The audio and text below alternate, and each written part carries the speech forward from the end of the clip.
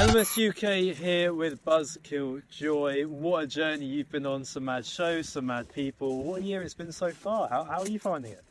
It's been really cool. It's been the first actual proper year I've had, really. I started gigs last year.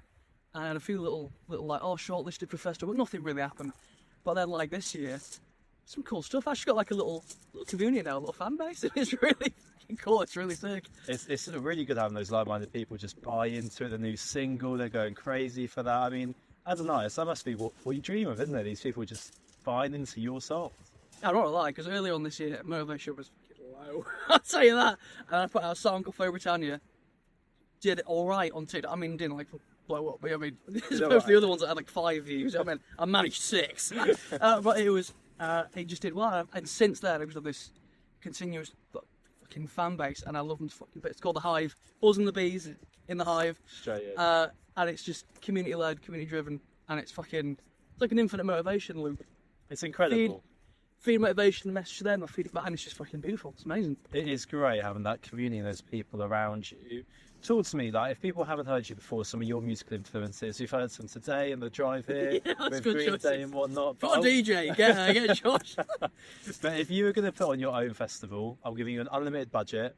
You're putting on Reading and Leeds. Who are going to be your headliners Friday, Saturday, and Sunday?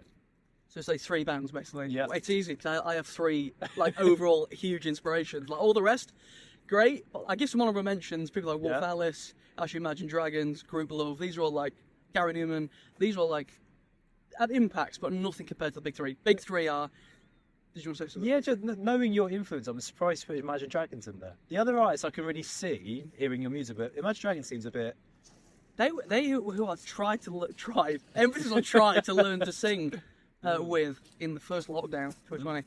I just played Believer a lot. Like, so my mum would be asleep and I'd be like, make me, just trying to get like notes and shit. Still trying to do that now. But yeah, the 3 like huge big ones by a mile. My OGs, as you said in the car, Green Day. That'd be the fucking. That Friday night? Which is usually the most popular. I don't know. There's a different per festival. I'll put Saturday because you know what? They don't get the ones that come late and they don't get the ones that leave early. They get the main event, you know what I mean? Definitely Green Day. They were first band I ever saw. Would not probably be into music without them. So they're just fucking Jesus.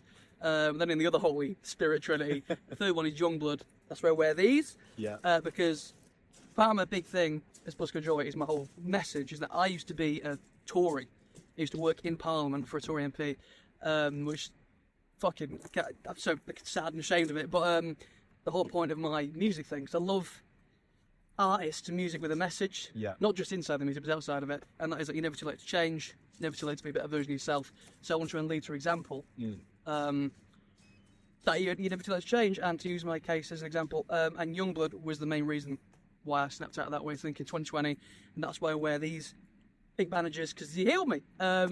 Genuinely, it sounds a bit cheesy, doesn't it? Who's got the cheddar out? But yeah, it's true.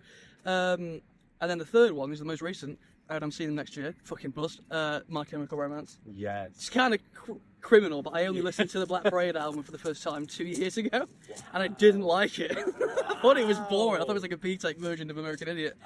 I came around quickly, didn't it? Yeah. Now I'm like, it's specifically the Black Parade album. Yeah. I don't care about the other albums. Yeah. Sorry.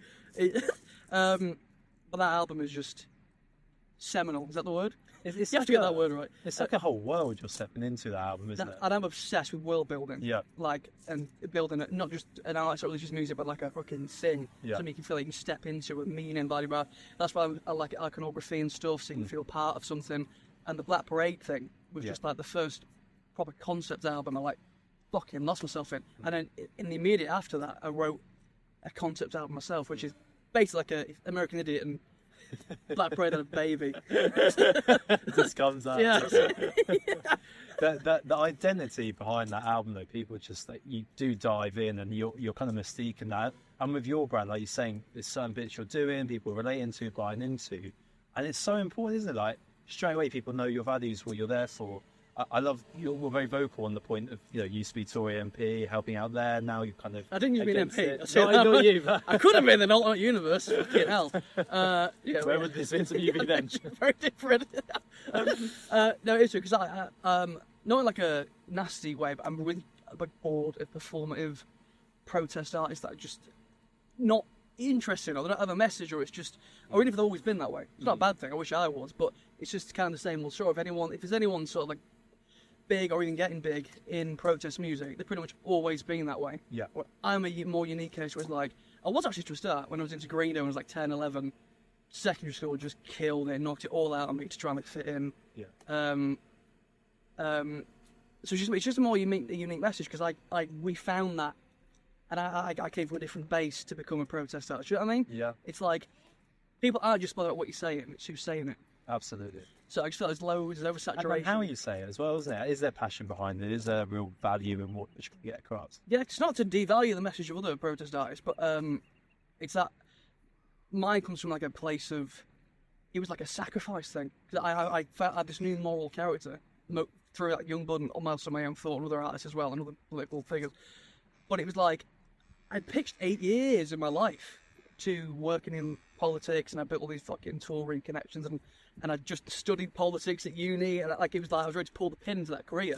Yeah. And it was like, this is morally absolutely against everything I stand for. It's just change, and you can do that, and that's the beautiful And that's what I thing. want to try and just show to people, is that you're never too late to change, never too late to be a better version of yourself. Even if you already are on that persuasion, you can still be better, you can still sift out. I just want people to think. Fair, even if you're like fucking right wing, well, not far right, but just right wing. I'm not even trying to convince you to be left, centre left, whatever. I just want you to think, because so many people's views are actually not their own. Yep. It's 99% family upbringing, media, friends, whatever. Just to critically think, challenge your assumptions and your views in as unbiased way as you can, and you see where you land. And then that independent thinking, do your research, and absolutely. So pretty much guarantee you land at a different place than where you are. Yeah, absolutely. Let's come on to your future coming up, right? So the song's out, absolutely fantastic, sounds great. What can people get excited? What can people get excited about that's going to be coming up? Well, I'm trying to get in way more gigs, because this is the first full year of gigging. And it's been really cool. It's just been really fun, actually. Just a few weeks ago, I did like a BBC introducing gig thing, and that was like a fucking turning point thing, because I had people come from Edinburgh, London, fucking like Sheffield, Nottingham. The thing, my community is really small still, because it's still like emerging, but it's like the fact that it's people are willing to do that and come see it and be part of it. It makes more noise than like communities of artists 1,000 times the size. You know what I mean? It's so fucking like real. Yeah. So I want to try and do more gigs across the country. Yeah. To save people doing that, and because the only gigs I've ever done are in London and my hometown Scunthorpe. Yeah. And then this one in Liverpool Hall. Yeah.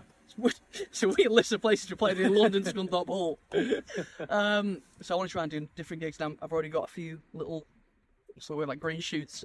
Trying to get into in Manchester or Liverpool, places like that. Yeah. We're going to start working on new music soon. One that's going to be extraordinarily powerful.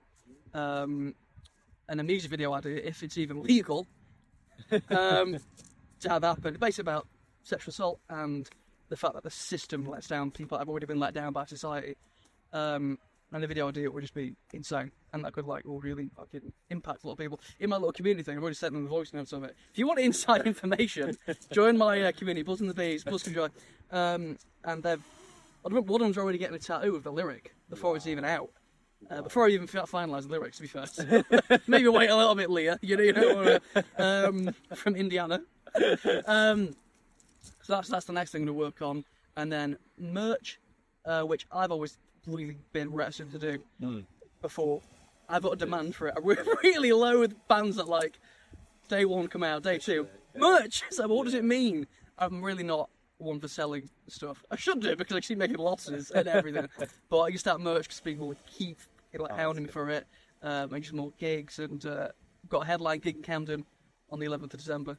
Down for it. Yeah. So just more music, merch, more gigs cross country. I want to try festivals next year. I did a couple of festivals this year, but they're both in my hometown. Yeah. No diss in Scunthorpe. I love Scunny. But yeah, I want to try and get some proper festivals. You know what I mean? I think it's going to be amazing for you as a live artist now. Getting these people to come see you live is that next step, isn't it? And I feel like music is about moments, and you're telling these powerful stories, powerful message across these things. I think that community is just naturally, especially coming into those big shows. So the very last thing I want to know is, what was the best gig you've done this year, and what's the worst gig you've done? If it's one where just everything's broken, it's not gone well, have they all been good? Well, the best gig was definitely this BBC showcase thing in Hull. Yeah. Because that was the first time I had people properly travel. Other people travelled before. Yeah. But this was like a different amount. Yeah. And it was so fucking sick. Like, Yeah. it was like my little mini like rockstar moment where it's like sound checking, and out the window there was like 8 people with like pink gloves on, and I'm like, what the fuck? I know them all by name. This is how like close this community is. It was like, oh my god, that's Alana from Sheffield, and that's Lexi from fucking Edinburgh or Glasgow. I can't get mixed up. So that was amazing. Although I wasn't the headliner, I was second, and we were lending the headliner's drum kit, and their drummer got stuck in traffic jam because there was a fucking like radioactive spill outside of Hull. I'm not even joking. And we only got the drum kit with about half an hour to spare, so it nearly turned into the worst one. But the absolute worst one was in February. That was I was already at a mental low point just in life, and then had this gig where there was four bands on. It's no like comment on that because everyone's starting out, but I was the only band at the floor that brought anyone. Right. And this was before my Third Britannia song came out, and I had a little bit of a following. Yeah. So it was like 8 or 9 of my mates. Yeah, in the crowd. In this room in Shoreditch. I was just like already at a mental low point, and I have session players, and I'm like, this is costing a couple £100 to just play to 8 of my mates. Fucking hell, this is great. Tough, but then within a month, it was. I did a gig there, literally the same venue, like a month or two ago, and it was like packed. It was great. It's almost like with like All Eyes, huge superstars I've met well with, like they've all had that moment.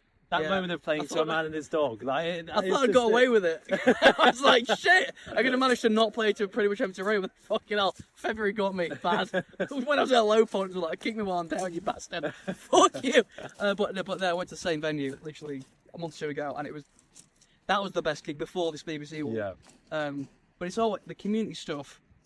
I know other people might say and not mean it or sound cringy, but it fucking means everything. I did my first festival-y thing in like a stadium in my hometown. And it's just so detached. How did you find that on the big stage? Because you've got an intimate setting where everyone's there and they're buying into it, and then you're on this massive stage. I saw the footage, you look crazy, but as a performer, do you perform differently when you're in that environment? Hey, I'm a big boy. I can feel a lot of stage, all right? I just thought, I'm genuinely a big boy. I'm a bit chunky punky. So I get out of breath a little bit. So I have to try and learn to temper that. Every time if my mum or dad or any like family that are honest come to a gig, they'll be like, yeah, it was good, but you fucking calm down a little bit. And I'm like, I can't. I'm like, woo! And then I'm out of breath by like the second line of the first song. Actually on the bigger stage, that was amplified even more. But it was I find it all right. I don't get stage fright, which I'm really glad about, because I can't tell you how petrified I was. Just excitement to get on.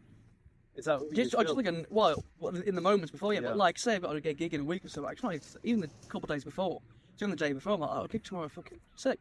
I still get stage fright, which I'm really glad about because I'm petrified of singing in front of people. Right. Still, I only have like 2 flatmates. Yeah. And one was my best mate. I still, when I'm writing music, I sing that really. I'll never sing in front of him. So I'm really glad I have stage fright because I could have been just dead before I started. Like, but yeah, it's been a really good year. Absolutely. It's been the first like full year I've had, and this has been great. But it's going to be just a stepping stone. Mate, it's been incredible for me watching that year. I'm so excited for next year to come late, and for everyone watching this, go see them live. They're coming, these gigs, and make sure you join the community and some music. Mate, thank you so much. Thank you, Josh. I think I'm going to get like taken out and fucking dropped in the harbour now. This is it now. Who's that guy with the balaclava? I'm joking. Sick. Awesome.